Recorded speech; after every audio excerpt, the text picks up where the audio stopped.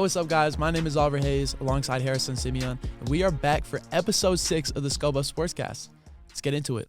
Yeah, and Colorado was able to pull off their 4th win of the year, snapping that quick little 2-game losing streak, beating Arizona State in Tempe.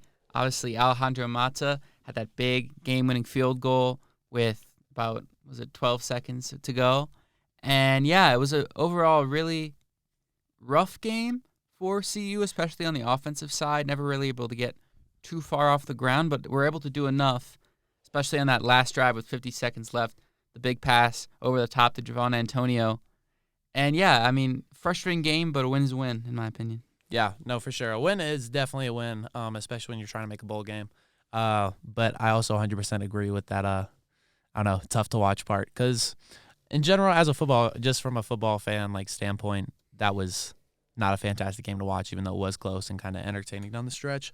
But especially as a Colorado student and fan, I'd say it seemed like Colorado was the better team, and they just never got away from ASU.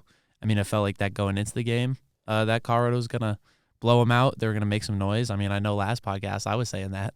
And yeah, I definitely did not expect this game to be as close as it was, and I don't think many others expected this game to be as close as it was. Yeah, I especially didn't think that Arizona State would outgain us. I feel like they would have maybe won because of special teams, because of, big, huge plays, that the defense just busted coverages, stuff like that. Because I feel like they really took stuff out of the USC game and were able to apply it in that second half where the defense played a lot better. And then in the first half, other than that first drive, the defense started to play better. We had some real 3-and-outs. We had some, times where the defense wouldn't just bend and make a big interception after giving up a 67-yard drive. But it was the lack of those kind of plays that really kept Arizona State in this game on the offensive end. And they outgained us by over almost 100 yards, had 392 to our 295. And I think it was, the defense's lack of just big plays, didn't really have many sacks until towards the end. And no turnovers forced. The first game all year where we haven't forced a turnover at all. And yeah, it was a little bit of a frustrating day for the defense because they seem to be playing better, but just in a different way than they're used to. Just the second least amount of points they've allowed all year besides the Nebraska game. But and it didn't really feed into the offense. Because the offense really kind of struggled. Shedeur only had 239 yards. Weaver only had 2 catches for 17. Omarion Miller, who had the big breakout game, just 1 catch for 9 yards. So, yeah, it was a little bit of a struggle offensively, but I think overall there's stuff you can just, scrap from that game and take and move forward, especially with, a team of a similar caliber like Stanford coming up. Yeah. I agree with, a lot of what you said. And I feel like the turnovers part was definitely one of the biggest things as far as Colorado not being able to produce offensively. Because, of course, turnovers are huge. But the biggest thing is that they give you field position. And so for Colorado not to really start with any great field position throughout for their offense, I think that was a big part. Because, you even look at the Nebraska game, they're I think those first 2 touchdowns, those drives started. Because of those fumbles. Yeah, starting Nebraska's 50. So it was I don't know, in that area, the Colorado defense has stepped up. But yeah, like you said, I think they played well, but in a different way. It's weird to not see them force turnovers, but it's good to stop a team on 3 straight downs and force a punt. That's just good defense all around. But one thing that was kind of weird about the defense is that they had 0 sacks in the first half, and then I think it was 5 sacks in the second. And that overall just that they actually got to 5 sacks. That's crazy. I didn't know that pressure kind of just started to come through a little bit more. Damn, I didn't even realize we only gave up 3 sacks, and then we had 5. And I know McClendon had 1 big one. Slusher had 1. Was that towards the end? Yeah, they had a few at the end. Yeah, that just was kind of when Arizona State was a little desperate. I really was interested in seeing how the defense started 2 freshmen at the starting corner positions. No, Cooper didn't start. He ended up coming in. Mostly, just kind of playing as like a unit on snaps and like playing by committee.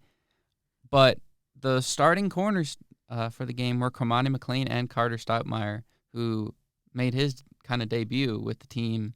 Hadn't really seen much of him all year, and I think he held his own overall. Did give up that late touchdown, but it was just a really good play by that receiver. Yeah. Yeah. Yeah, I mean, it's like, I don't know, you can nitpick some plays, and I feel like it's also hard in football because you can play every snap perfectly, and then just one bad snap can result in a big play. So I mean, outside of that one touchdown that you mentioned, I thought that Stoutmeyer played a great game. I mean, I thought Cormani played well, and I think that, I mean, his response to Coach Prime's comments has been really fantastic because, I mean, yeah, Cormani didn't play. Then Coach Prime says something about him. You know, it talks about how he's not doing certain things. That's why he's not seeing the field. And then just kind of a stroke of luck with the Oregon game being as crazy as it was, he got on the field. And then, you know, Coach Prime still was kind of, like, whatever, I don't know. That's whatever. And then still going forward, Cormani has continued to play well, make some plays, and then, has worked into that starting position. And so to just kind of have that perseverance, despite, I don't know, almost having him, I don't know, his lack of playing time seems to be a result of himself. And so for him to be able to listen to Coach Prime, be put on blast in front of everyone, especially when everyone is expecting someone like him to play and come back and then play as well as he has been fantastic. Yeah, it really developed really quickly too, because it went from people saying, "Oh, maybe he won't play all year, or maybe he'll just transfer," to now he's starting against some of the best receivers in the business. In games like Arizona State, obviously played a lot in USC as well.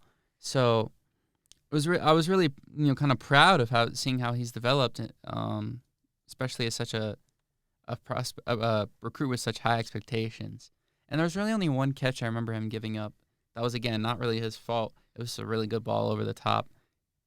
He wasn't even Cormani couldn't even have really turned around to play that ball. Yeah, I think maybe shifting to the offensive end, I saw a lot out of Hankerson that I liked, but they kind of went away from him. At the end, Hankerson averaged 5.8 yards a carry. Another great game for him. Was really solid against USC and really had a big impact this past game. Though I would have liked to see him being used more, and I would also like to see more of Alton McCaskill, especially in. I think the biggest thing is just that the power run game has kind of worked the most when we're just straight up running the ball, and then with Dylan Edwards and those quicker backs are in the short passing game, that kind of toss play that they do.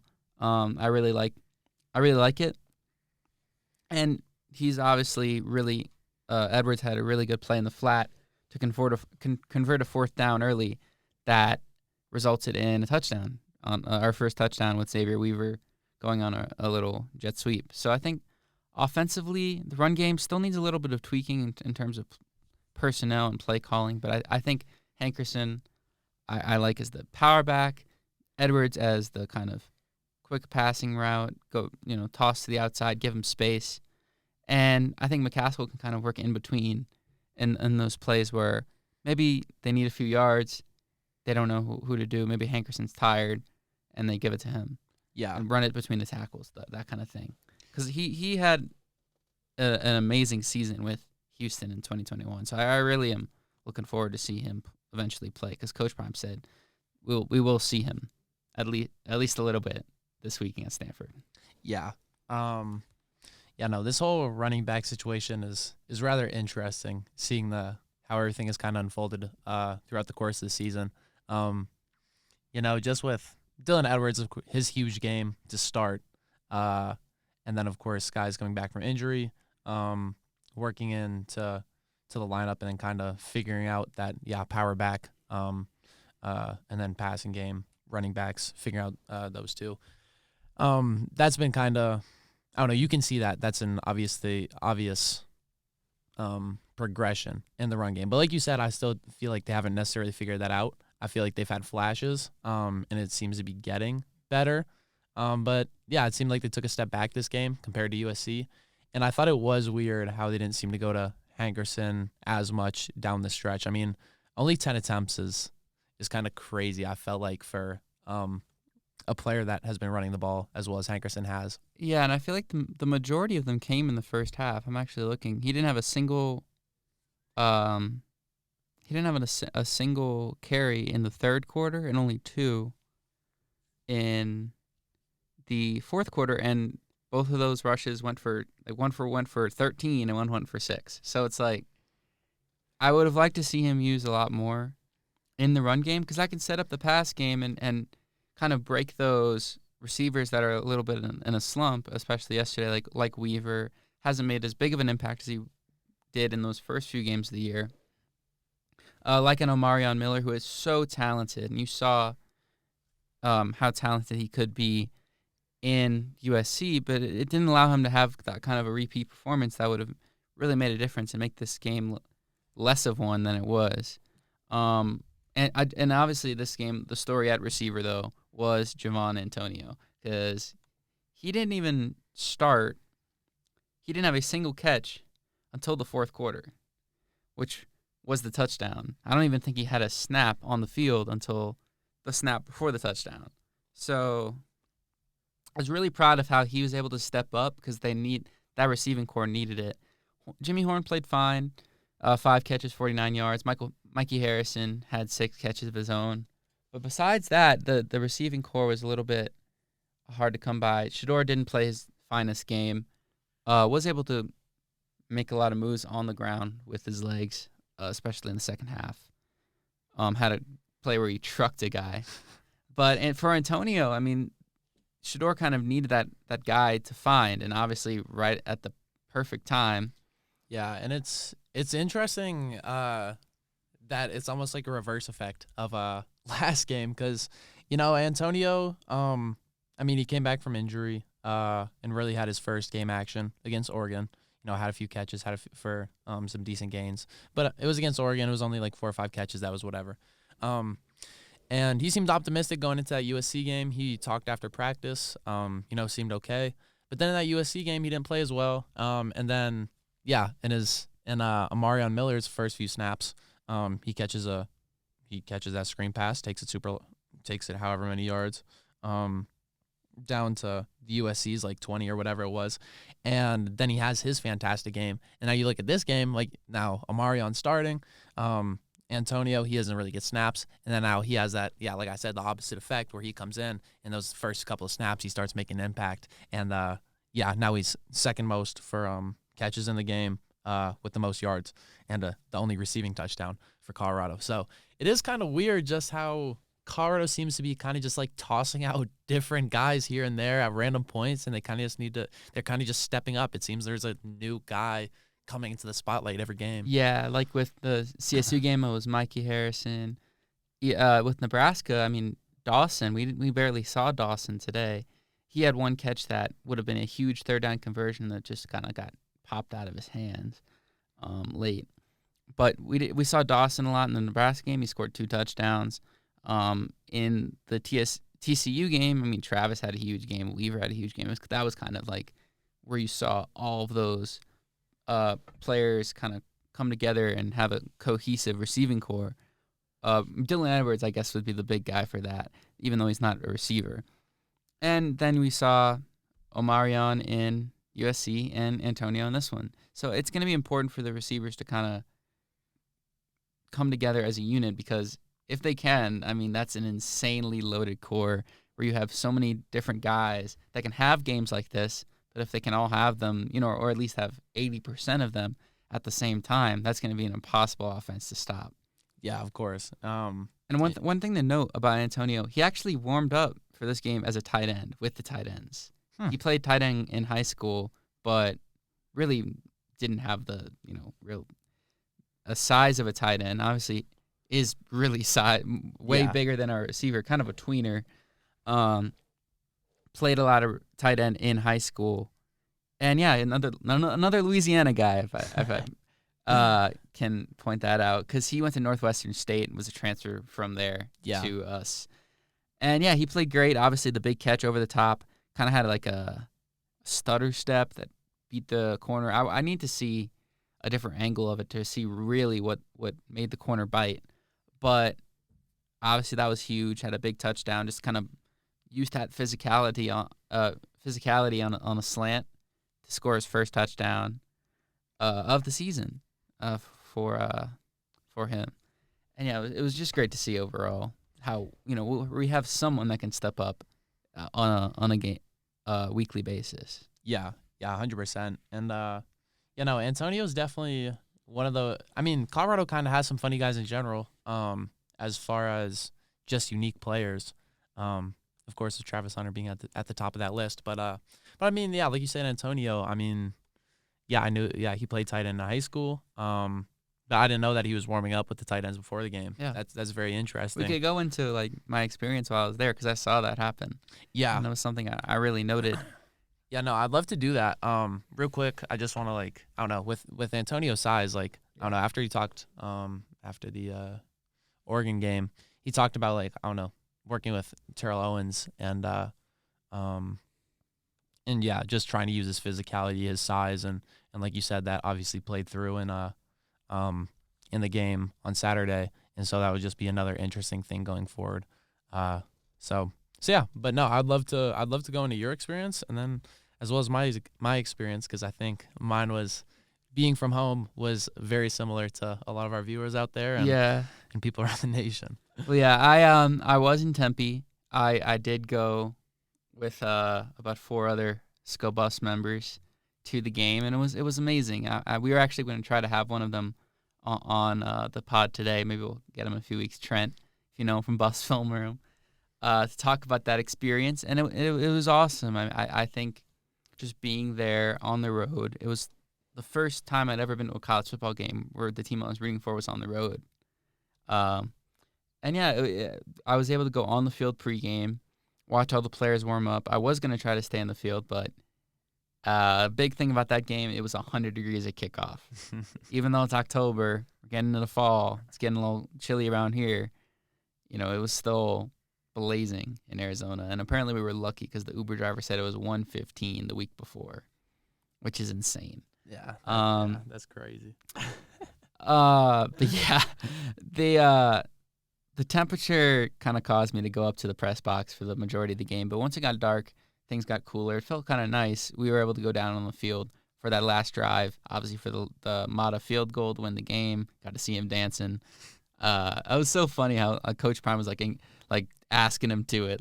Yeah, no, that was funny, especially because Mata, his confidence is through the roof. Oh, I love him. I love him. He's one of my favorite players. Yeah, and so I don't know. That dynamic between him and Coach Prime, building that relationship back at Jackson State as well. Yeah, no, that is so fun to see. Yeah, and we went to one of the press conferences. We saw Shador as giddy as can be, even though he didn't play his best game. Obviously, went up to the ASU student section and did his little viral move now on him. And then, yeah, he's great. He's just has a lot of positivity, but you can see how great of a competitor he is. Because it wasn't like he was just happy about his performance. He was just so happy about that win and, him going Brady mode on that last drive to find Antonio over the top, set up the game-winning field goal. Even though it wasn't the best game, I think overall Shador is just I'm not concerned about him at all as our quarterback because you could see that O-line is still struggling to kind of keep him protected. So as soon as we can get him some protection, maybe scheme things up to have the running backs block more, maybe go less empty set, different schematic things we can do to allow him to really display his talent because he is so talented. And didn't have his best game, but I saw personally that he's just a great competitor, and even if he, struggling, he went on the sideline after one of the bad drives and just kind of sat by himself. But it really helped him because he played amazing down the stretch, and I'm looking forward to seeing what he does the rest of the year. Yeah. No, I mean, going into the year, I was like, okay, well, it's Shador Sanders. If you're the kid of Deion Sanders, I feel like you're probably going to be pretty accustomed to the all the pressure, all the expectations, all the standards heading into the season. But I mean, yeah, no, I just love watching that man play because Because he just has every little aspect that you would want in a quarterback because he's mature, he's calm, cool, and collected. He's confident. He's a leader. He wants everyone on his team to thrive. You see that in the press conferences when he's interrupting reporters to be like, nah, this is how you say it. This is how you say name correctly. You've asked me a million questions. Ask my boy a question right here. Like, he goes out of his way to make sure that everyone eats and make sure that everything is going smoothly. And people can, talk about his little move, his little watch move. Talking about I don't know, all the things that he's enjoyed being Deion Sanders' son. But at the end of the day, like, how many people can you throw in Shador's situation and come out like Shador? I mean, it's Right. like, it's kind of, I mean, it's a different situation, but it's almost like LeBron or Bryce Harper when they have those all those eyes on them from such a young age, and now they're almost like they exceed expectations, and like Shador is kind of getting to that, like, if he hasn't already hit that point, like, hey, in this season, people are like, oh, he's horrible. He can't see a Power 5. He can't play in the Power 5 division, like all this stuff. And So many people conveniently forgot that he was recruited by Alabama and Georgia. So yeah, no, it is interesting. But yeah, no, just to see him play the way he has with all of his different traits and whatnot is just amazing. But with your experience at ASU, I wanted to ask, because you've been to Colorado games like last season, and then obviously this season as a press member, but also as a fan. What is it like going to a different stadium and seeing the Colorado hype kind of be different? Well, I mean, I think with this stadium in particular, you could still see the Colorado hype there. Jared, in particular, on that game-winning kick, thought that Mata missed because of how loud the crowd's reaction was to it. And it was the Colorado fans. There were times where they were chanting defense, defense while I was on the field, and it felt like we were on offense. Like it was Arizona State's, but there was a huge section of them kind of off to the side that really had a lot of passion and a lot of just love for the team. There was a group of tailgaters that we were able to find that were from CU as well. So I mean, you still saw those Colorado fans out and about. Even though this game wasn't under a national spotlight, you didn't see celebrities left and right. It was a little bit of a different experience than, say, the Nebraska game or CSU. But it still felt like that Coach Prime kind of atmosphere. And even when things got frustrating, sort of felt like the CSU game where you kind of knew we're gonna find a way to win, and we did, and that's the important thing, is that this team knows how to win these type of games, these type of tight knit, 50 seconds left tie game. What are you gonna do? One timeout kind of games. We've won a game in double overtime. The TCU game was a complete shootout. So this game was a little bit of a rock fight, but we were able to come out on top of that as well. Yeah, it definitely it is interesting with I don't know why I didn't think of this earlier, but just you mentioning like the last second drive, just like how confident Colorado fans can be and the Colorado team itself can be in the Colorado offense leading a last second drive. Like you said, you've brought it up, TCU, CSU, those were the two big ones before this one. But I mean, you almost have more confidence in Shador on the offense under 2 minutes than the whole entire rest of the game. And I don't know, I feel like that's just another factor that plays into what I was talking about with Shador earlier. I mean, that's what you need from a quarterback, to have his best play be and from any player really, if your best play is coming in the last 2 minutes of the game, like, I don't know, that's something special. But yeah, no, that is interesting to hear about the how loud the Colorado fans were. Because yeah, I mean, based on what I could read from Twitter and all the videos I saw, it seemed like they were loud the whole game and into it, like you were saying, and to just see that, I don't know. We know the prom effect is in full swing, but I don't know, just to see that firsthand, even though I wasn't there able to see it, but seeing, I don't know, being able to hear from you and see that is phenomenal, given where Colorado was just a year ago. Yeah, it was a great experience. Obviously, I woke up at 1:45 a.m. to drive to the airport with the group. And then we flew back, got home. I got back to my apartment at about 2 in the morning. So I was on about going 24 hours of nonstop action. It was a great experience. I would 100% do it again, just maybe somewhere that's not as hot. I might be going to that last game against Utah. So that'll be nice. the weather will be a lot nicer at that point. Yeah. Yeah. No, On Thanksgiving. I've been looking at UCLA, and then Utah as well. So we'll have to see how everything works out with that. But yeah, I wanna see how the different experiences go with the Prime Effect, especially with UCLA and their incredible lack of fans. I mean, I saw about that. It's really kind of sad because that they have a really good team right now. Yeah, It's not like it's nothing to cheer for, but Los Angeles football fans in general kind of have struggled with all the new teams. Obviously, the Rams had a bit of attendance issues early on. Same with the Chargers, still do. Moving from cities and kind of a lot of other things going on for LA people that kind of forced those lack of attendance. Obviously, the Dodgers in the playoffs, and all the time, the Lakers and the Clippers and hockey starting up again. So it's going to be interesting to see how many fans are there and see if maybe there's more Colorado fans. Yeah, maybe that would be super interesting. And just another testament to the Prime Effect.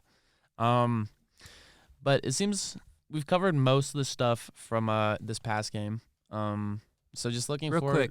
Okay. What was your experience like watching the game? Oh yeah, I guess we'll go into that. On the good old Pac-12 network. Yeah, no, that was interesting. I was looking on Fubo, on Sling, getting different free trials. Nothing was really working. Don't know what that was all about. End up using good old Reliable. Not gonna say their name. Not like anyone really watches us, but if you know, you know. Jake tweeted that he did the same thing. Yeah. If you know Jake Shapiro on Twitter, you'll know what Oliver used as well. So. Yeah. So you know how I watched that game. I'm assuming a lot of you guys watched the game similarly. So that was interesting being delayed behind the stat broadcast. Dealing with lost stoppages. Worrying about trying not to get viruses and things. But yeah, no, it was also interesting just seeing it on the Pac-12 network, because I haven't watched a game on the Pac-12 network in like a year now, and just seeing it was like I don't know how to like describe it. It was kind of weird being back on the Pac-12 network. It was like, we're not on Fox. We're like halfway through the year, and this is the first game we haven't had nationally televised, and then we're going to go back to ESPN on a Friday night under the lights again. So it's been a wild year, just how different the difference a year makes. Yeah. But still, I don't know. I mean, the Pac-12 did a fine job covering the game. Oh, my only dislike was when Mato was hitting that dance. They were making fun of, bro. Really? Come on. Yeah, they were like, "Wow, what is he doing? Is he churning butter?" I'm like, man, he's killing that. Right. Do it. Come on. But yeah, no, that was kind of an interesting experience. I was also at a tailgate for that, so that was interesting. That's nice. Seeing Colorado fans, celebrate even away from the game, and just everything going about it. And it is one thing that is interesting is like the tailgate was a tailgate darty, whatever you want to call it. It was at an apartment complex, and people are out and about, playing the games that everyone does at a tailgate. And every time that a big play would happen or Colorado would score, like you could hear the people from outside, from other places, like hear them celebrating, and you're like, this is kind of weird. Like, yeah, like you're not watching the game with people, but you can hear a neighborhood cheer. And yeah, you kind of heard that with the TCU game. I was at your apartment for that. Obviously, we recorded the podcast over there. After the game, you could hear people yelling in the streets, going crazy. It was the first game of the year, but obviously this far in the year, it's also great. There's still this much passion around campus for the team. Yeah, no, I mean it's the type of thing that gives you chills because you feel a part of a community, you feel a part of a team. Like the things that Coach Prime and the Colorado football team in general has done for the community of Boulder has just been phenomenal. And I mean, it's something you can bond over. I mean, I'm not from Boulder. I'm from Colorado. So it makes sense that I run into Colorado fans. But I mean, my mom has never ever like sat down by herself and watched a football game. She never watched football, but she wears CU stuff because I go to CU. It's the same with mine. I'm from Louisiana. She's not even from close to the state. Yeah, and she's like in love with Coach Prime and everything like that. So yeah, and I'm sure like what I was about to say was like, I'm sure your mom had the same experience, but yeah, like my mom, she doesn't watch football, but she'll wear like a CU thing, and people come to her, oh, how do you feel about Coach Prime? How do you feel about Coach Sanders? How do you feel about Shador? All these things, and it's like my mom she doesn't personally like talking to people, but it is like interesting how just because of your affiliation with a team, instantly people are being more friendly with you. They want to talk with you, and you can see that around the nation. Never mind just looking in Boulder as a student population. As a student at this time, like going to class, you hear professors talking about it. Like I don't know. It's just so wild. And that even if you're not at the game, even if it's not a home game, it's still just a great atmosphere, whether you're inside your apartment hearing people from the windows or actually out in the tailgates hearing other people. Like it's just so phenomenal. But yeah, luckily next week, if you're not able to be at the game, you won't have to be dealing with with the Pac-12 network and trying to watch that. ESPN on a Friday. That'll be fun. Yeah, hopefully you can go to look bed. Look forward to that game. Hopefully you can go to bed before 3 that morning. Oh yeah, but hopefully. But yeah, looking ahead to that Friday game against Stanford. There's not really too much storyline wise. I mean, you kind of said this earlier, but it's a fairly similar matchup to the Arizona State game with this losing streak that Stanford is going through, kind of this weaker opponent, and kind of just having to be like, all right, yeah, Colorado, you just need to hunker down and kind of just blow these guys out of the water because they've kind of yet to do so this season. We need one of those games. Obviously, we had the Nebraska game a little bit, but a conference opponent, kind of just dominating a team like that would be very important. And the line is 11.5. I was surprised.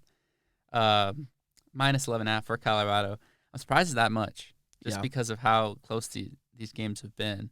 But Stanford, I mean, we said Arizona State was bad.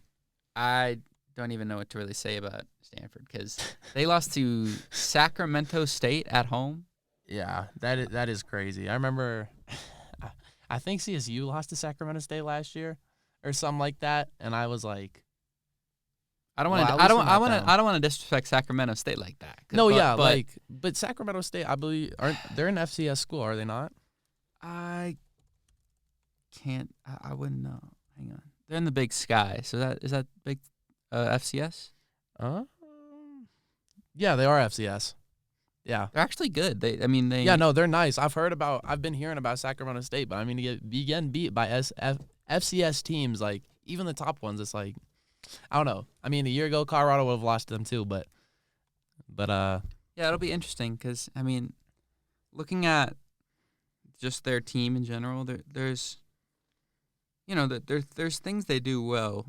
They're not a complete scrub team. I mean, they can run the ball decently, and I think that'll be something to watch because we have been able to contain the run games the last two. Cam Scatterbo did kind of gain some traction towards the end. We weren't able to guard, do well in those short yardage situations in defending the run, but I think overall the run defense has gotten better as the year's gone on. Yeah, because I don't mean to cut you off. You're good. Levante Bentley was talking after practice today, and they were talking about, he was asked about Stanford's run-heavy offense. He's like, we know they're going to run the ball against us. Like, everyone's going to run the ball against us. So, like, yeah, we're looking for it. And so, given, like, teams are just going to try and run the ball because they know they can run the ball at least somewhat well against Colorado. So, I think that is interesting with Colorado playing the run better because they know it's happening. But on the flip side, it's like, if you know it's happening and guys are still able to break off some of the running numbers that they're able to, that's a little alarming in some ways. Yeah, I mean, it's going to be important to stop that run because it's going to force the quarterback to beat you. And something we haven't even mentioned, it's going to have to force the quarterback to beat Travis Hunter because he could very well. I'd give it. What would you give it? Like a 90% chance he'll be back and playing this week? I mean, I'd say so. I mean, Andre Hart said that he should be ready to go. I know Andre Hart's the linebacker coach, but I don't know. He's still around the team. Still seeing Travis. Right. Travis is practicing. Yeah, and he was saying that not practice today, but practice yesterday, I think it was. I mean, Travis had 2 picks and a touchdown. I'm not sure how the practices are structured, so I don't know exactly how it goes. But I saw one of the picks. It was super athletic. Like, yeah, he's back. He looks good, and that is going to be huge, especially on the defensive end, just because you've seen how we've kind of been inconsistent with who we've been putting out in the secondary. Cooper's been a little inconsistent despite, he's made a lot of plays, a lot of pass breakups, good hits, stuff like that. But in one-on-one coverage, he's not he's not a guy you could put at your number one receiver, at your number one corner all the time to just lock down the other team's best receiver. You're going to need a guy like Travis Hunter that we saw even in the limited time he played, the 2.5 games or so, he was able to shut down an entire side of the field. And that was something that Coach Prime was able to do, Deion Sanders was able to do in his career. So, to have a guy that can be that so good to not even be thrown at is going to be huge, especially if he can stop the run and force that quarterback and force the passing game to beat us again, which I think I have a lot more confidence if Travis is back that the team can play better, force more turnovers, and kind of get off to a better start than they have been these last few games. Yeah, 100%. I agree with all of that. Yeah, because, of course you can't, with football especially, you of course can't be like, oh, yeah, one player makes a difference unless it's literally a quarterback or something or some along those lines. But even then, teams can still compete. But, yeah, in Travis's case, just his impact on the defensive side of the ball is just so huge. And, it's so funny that we can just talk about his defensive side, his impact on the defensive side, and then, almost forget that he's the number one receiver. Yeah, you're like, wait, hold up. He's going to do all this stuff on the offensive side of the ball, which is, just as insane. He's just a phenomenal player, so I can't wait to see him be back. Even if he didn't play this game, me personally, I'd be fine with that, give him the 2 extra weeks. But the more I get to see Travis Hunter play, that's fine with me. So yeah, wouldn't be shocked to see him on a snap count or a snap limit. But I would love to see him on most defensive snaps. Maybe less offensive snaps because again, those receivers have been able to step up in his absence. But on the defensive end, there's still yet to be that lockdown corner that's been able to step up in his absence. So I think having Travis back to defend the pass is going to be huge, to not just in the Stanford game but down the stretch. We didn't know when he would be back when he first got hurt. It was a really scary thing. But to see him back after only 3 games that he missed is just really promising to see how good he feels and how well he'll perform. Yeah. And and hopefully, I don't know, even though Colorado hasn't really done this, but hopefully they can get off that to a big start and really just take care of Stanford because I'd love to see Travis and those guys getting those reps. But I also love to see them get some extra time off. You look at the top teams and the top quarterbacks, and they've had games where they've been able to run up the score a little bit and get off the field and kind of see those backups and see how they function. And Colorado has yet to do that this season, and so I don't know, with another chance at that. We did actually see a little bit in Nebraska. Yeah, a tiny bit at the very end, and a little bit in the Oregon, being on the flip side of it. But right. But I don't know. I really want to see that to where in the third, by the beginning of the fourth quarter, pretty much all the starters are out of the game, and Travis can get that run in, and some of those other guys come back from injury can get that run in, earlier, make some good plays, and then kind of get out of there. And not have to really worry about a snap limit or a snap count or overplaying or anything like that. Yeah, the one thing I have a little bit of a gripe about for the team is the fact that we've won every coin toss. Yeah, we don't want to start with the ball. We want to give it to them every time. It's cool to have the ball to start the second half, but every time they've done that, the opposing team has scored a touchdown on the first drive. Yeah, for the first 2 games of the season, Colorado didn't give up a touchdown, but then the last 3 games they have on the first drive. Right. And then I forget, I would need to look back through the game, but for the first 2-3 games, maybe even the fourth game, I want to say the first 3 games, I believe Colorado was able to get an extra possession because they were the last ones to have the ball at the end of the first half, and then, of course, the first ones to get the ball at the end of the second half. But these past few games, that hasn't been happening. So you're not even really getting the benefit of right. And having even the when ball. even when they have had the ball to start the second half, they haven't gotten off to good starts there either. Yeah. They've just kind of had to settle into these halves. So it's hopefully we'll start with the ball against Stanford, kind of get off to that good start, drive down, score real quick, and kind of just set the tone because that's been important. If they come down, score a touchdown, our defense has been relatively weak early, like super early in games. It's going to set the tone, and it's going to put us on our back foot already.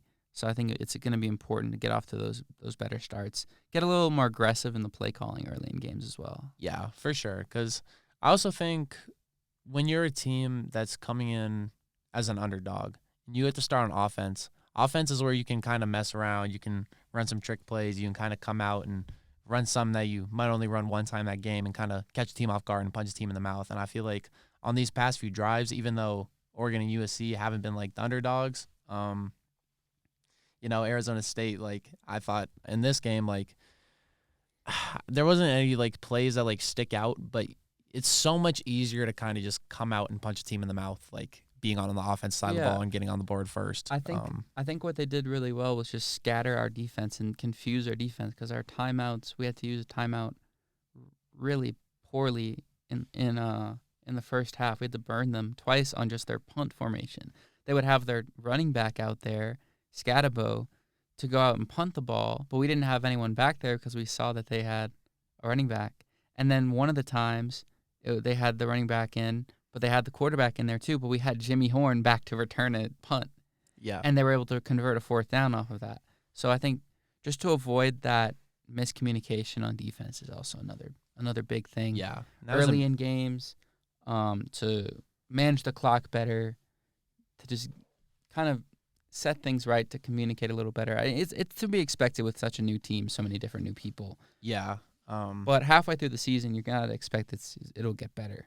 Yeah, I mean, the communication was a huge theme among Levante Bentley and Coach Hart today after practice, just talking about that and making sure that everyone is clicking on all cylinders.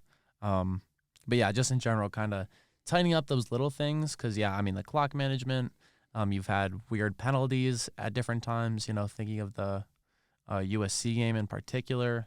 Yeah, I don't know, obviously the special teams play has been very all over the place this year until last week. Like, I don't know, there's a lot of parts that still need to be cleaned up. But I don't know, with people coming back from injury, facing another weak opponent, coming off a win, gonna head into the bye week after that. I think Colorado is more in setup for a win and hopefully a big win. For the reasons that you and I both mentioned earlier. Would just put us one win away from going to a bowl. 5-2 would just be an awesome start. Yeah, and it would really just kind of take the load off of everybody's shoulders through this bye week and just to relax about the team, especially if this win can be more dominant than some of these games against lesser opponents have been.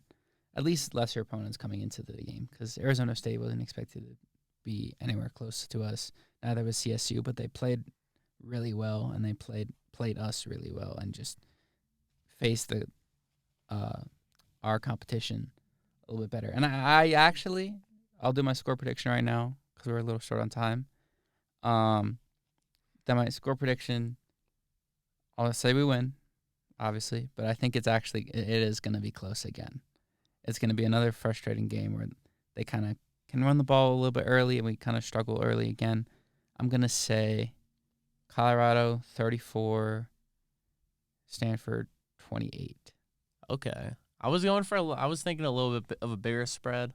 I was thinking like a 38-21. Okay. I could totally see us winning by a lot. Yeah, no. It's not that I don't think we have the capability. It's just that I haven't seen it yet. Yeah. So yeah, but I don't know. I want Colorado to just kind of get over that hump so badly and just absolutely demolish a team so bad that I just can't like not predict them to just do so. Like even in that prediction, like 38-21 or whatever I said, like that's not that big. Like that's only a 2-3 score game, but like I don't know. Like I want them to come out and do what Oregon did to them, to some of these lower teams. Like Stanford is. It'll be really satisfying. Yeah, like Stanford, they're 11th in the Pac-12. Like in the Pac-12, like come on, Colorado needs to beat down on these lower teams, and it would be really nice to see And Yeah. I think that's about all we could really go about this Yeah. game with. We could go into other sports pretty Yeah. quickly because there hasn't been too many big developments Yeah. with the other sports though. Basketball's coming up; it's around the corner.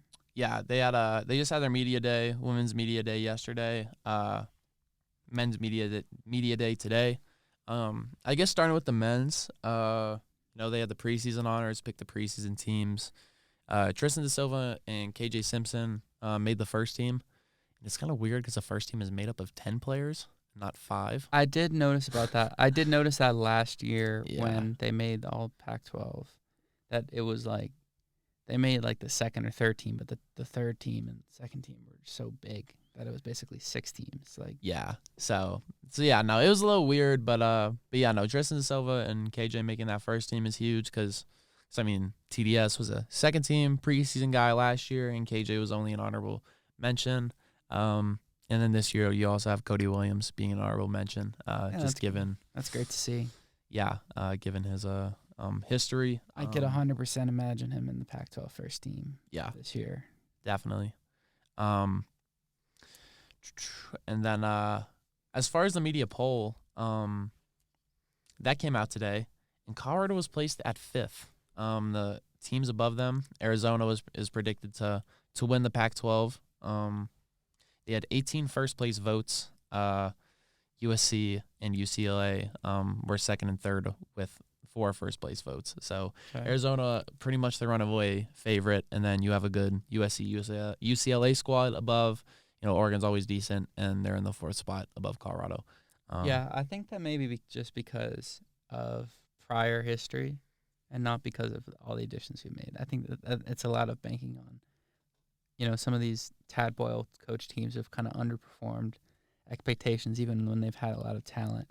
But honestly, I don't know if we've ever had as talented of a player as Cody Williams and as impactful of a player as he could be with guys like Eddie Lampkin, Hassan Diop, different new players that come in making instant impacts. Yeah, that are also joining a very savvy, experienced squad already. I mean, having KJ Simpson and TDS leading your squad in general is huge. But you also look at those other guys, like having Julian Hammond and Luke O'Brien, and some of those other guys that have been around for multiple years, and even just at those guys that are in their second year, like Javon Hadley. He's only been here. They're like, yeah, like this is his second year. But just having someone who's already been here, been around the game a little bit. And Hadley was injured at the end of last season. So, I don't know, excited to see what jump he makes. So just a lot of good for Colorado, and I do think, even though I'd say Arizona, USC, and UCLA, I'd definitively put them above.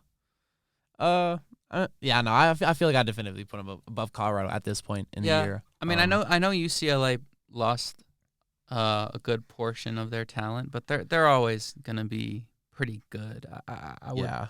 And they also have the Pac-12 freshman of the year, Adam Bona, returning. Yeah. I can't complain about 5th. I would, if I were making the list, I would have us over Oregon. But Oregon's always, they're never, they just have been consistent in being in that top half of the Pac-12. Yeah. So I don't know. Can't really be mad at it. I think it's a fair ranking. But yeah, no, it'll be exciting to see what noise Colorado makes.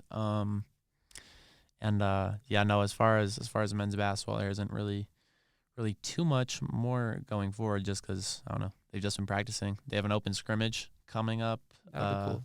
Friday at, I want to say it's at 5. It's at 4:30. 4:30. But of course, football will be happening at 8. So I know I personally won't be there because I'll be at the football game. I wish I could go. It's just poorly timed. Yeah. So yeah. But if I don't know, you can pull the football game up on your phone. You want to watch some hoops, you should go do that. So that's as far as men's basketball. For the women's side of things, they got put at 4th. In the polls, they had 0 first place votes. The only 3 teams being above them being Utah, UCLA, and Stanford. I have to agree with that. I think we were third last year. We were ahead of UCLA, but I think we could end up in the top 3 for sure. I just think maybe they're imagining our defense is going to decline because of Tiana Jones leaving. And I really don't know. Or maybe Yeah, UCLA added some pieces that I don't and know about. they did so this is different from the men's from what it appears, but it looks like unless I don't know. Can I find the? Are you looking for all conference? I'm looking for the coaches poll because they have the. It was the same. We're at 4th in both. Well, yeah, I was looking for the men's because I can see the men's preseason media poll, but then I think I only see the both of media them. poll came out. I don't know if there was a coaches poll. But I could go in while you're looking for that. We did have some all-conference preseason players, Sherrod and Quay Miller, and then honorable mentions in Frida Foreman and Aaronette Vonleh. So it's great to see that 4 members of our starting lineup are already regarded as some of the better players in the entire Pac-12, and we're gonna have Quay and Jalen for this last year, and then Frida and Aaronette for the future. So I think it'll be nice to see what they can do. Obviously, again, not really a whole lot going on besides that. I keep saying obviously. Yeah, no, you kind of. It's hard but there was some news that the game against LSU to open the year will be on TNT. Oh yeah. So nationally televised. That's gonna be really fun. That will be fun, and a little I don't know. This doesn't really mean anything, but Coach Prime is actually picking J.R. Payne's outfit to rival Kim Mulkey and her That is a great idea. fashionable persona. So that'll be interesting. Something to look forward to. But yeah, it looks like they don't release a coaches poll for the men's basketball, but they release one for the women's team. But yeah, Caro still coming out 4th in both polls. But yeah, no, I mean, I feel like that's a fair ranking. I wouldn't be surprised to see us outpace it though, because Stanford lost a little bit. UCLA maybe gained some or stayed the same. Yeah, and just they expect more of a program with a little more pedigree to place higher than they did last year. Yeah, but Utah I think is going to be really tough to compete with. Yeah, Utah I feel like is going to come number 1. Yeah. They obviously we had really close game with Stanford last year that I went to, so we could compete with Stanford. Yeah, and Utah's Colorado gonna be beat tricky. UCLA. We absolutely could compete with UCLA. So yeah, I don't know. It'll be interesting. I mean, I wish I knew a little bit more. But based on everything, it seems like Utah deserves that top spot. And like, yeah, I understand you saying Stanford being at those 2 and 3 spots, given their history, given their where they performed in past seasons. With Colorado only being really kind of being a top women's program for only 1 year. Oh yeah. But I want to see the Colorado women's team carry over their momentum from last year. They were so close to making that Elite 8, getting past Caitlin Clark. Didn't get over that hump. And so I don't know. There's just so much to look forward to in general with this team, with the men's team and basketball in general, and then sports in general. So yeah. Yeah, there isn't a whole lot else going on with club. There is a baseball, 2 baseball games this weekend.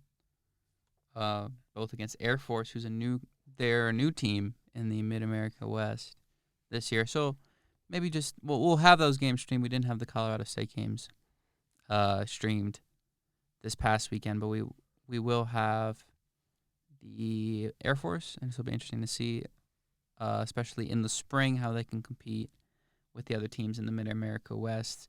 We had a lot of hockey action. D2 is kind of struggling right now, but D1 continuing to play well. They play Oklahoma this week. It's going to be fun to see because especially their last year, the most fun game I ever went to for hockey was D1 against Oklahoma. We won in overtime. Adam Trunko, your boy. Yeah, it was great, and I'm going through a few of the other sports here. Yeah, we have volleyball. Volleyball's still struggling. Yeah, They beat they took Oregon a State loss to number 5 Oregon got swept, but in a tough match beat Oregon State last Sunday. They'll be facing Washington and Washington State on the road on Friday this upcoming Friday and Sunday. And Washington State is ranked number 4, so that will be another tough matchup. Yeah, for them. Pac-12 must be a really good volleyball conference too. Yeah, I mean the Pac-12. It's really unfortunate with the way that everything kind of unfolded because yeah, this last year is really turning into something amazing. I mean, everyone's looking at football, obviously, but I don't know. All the sports are thriving, and I don't know. I always like when Bill Walton says it, but I mean, they're the conference of champions for a reason. Yeah, so not wrong. And then for soccer, they lost to Stanford. Obviously, that they're also good at soccer too. They were, I think, number 5 or something around there. In the Stanford, country. the website says number 3. Oh yeah, so the soccer rankings are always weird because they have like 5 different rankings coming out. But they did lose 3-1. They actually got out to a 1-0 lead, but then just kind of gave up two goals late in the first half. But if we were able to keep that game 1-0 at the end of the first half, it could have turned out completely different. You never know. Yeah. And then they had a draw against Cal, 0-0. Yeah, and in that game, from what I heard, it just seems CU was up most of that game as far as shots on goal, time of possession, all those things. Just couldn't put it all together to find the back of the net. But it seems like the soccer team is moving forward. And they're I don't know. Pac-12 play is still fairly early. It's entering kind of that mid part of the season, but yeah, Colorado fishing. I don't know. It will be interesting. The fact, like we said, the Pac-12 is good, so we'll have to see. But they're facing USC at USC this Saturday. That's their only game this week. So yeah, feel free to catch that. USC is live streaming that one. There's so much going on right now. Yeah, there's so many sports. Obviously, football, the biggest. We'll be covering that every week, but as soon as that's over, it's not like it's over. Like all the basketball teams will be in full swing. We got lacrosse next semester. There's so much more hockey left to be played. Volleyball is kind of in its later stages. Same with soccer a little bit, but it's still going to be interesting to see what they do in any postseason tournaments or anything like that. It's just been really fun to cover all these teams because there's a lot of optimism in all of them. Yeah, for sure. And and things are getting exciting in the intramural part too. My soccer team won 5-1 the other day. So okay. I know I was playing goalie. The only goal I gave up, it was off a ricochet. So It is what it is. It is what it is. But tough. But we come in every aspect. But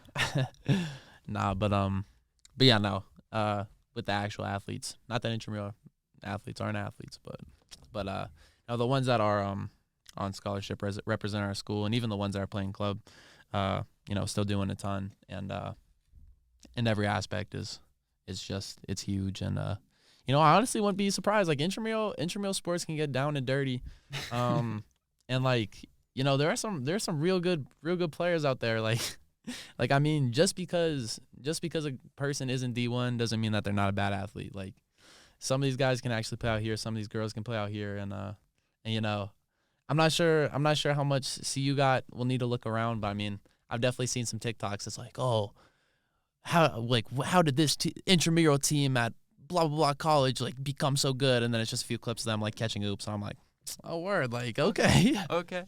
So yeah, maybe we'll have to tap into intramural sports. Maybe that joke was as much of a joke as I thought it would be, but you never know. Well, you're on one of the teams, so we'll stay informed at least. So we'll see about that. And we'll have to see what other sporting events come up. We like to cover everything. Like last year we did a sorority Powerpuff football. That's later in the year, but we love to just cover everything. As much as we can, we will. And we obviously, the only thing we have this weekend is baseball, but there's so much more coming up. Yeah, and that's just for streaming. Obviously, there's football There's soccer. There's volleyball. Yeah, and we'll be getting out content. Our social media is always popping with those. I believe this past weekend we had 3 games going at one time. Yep.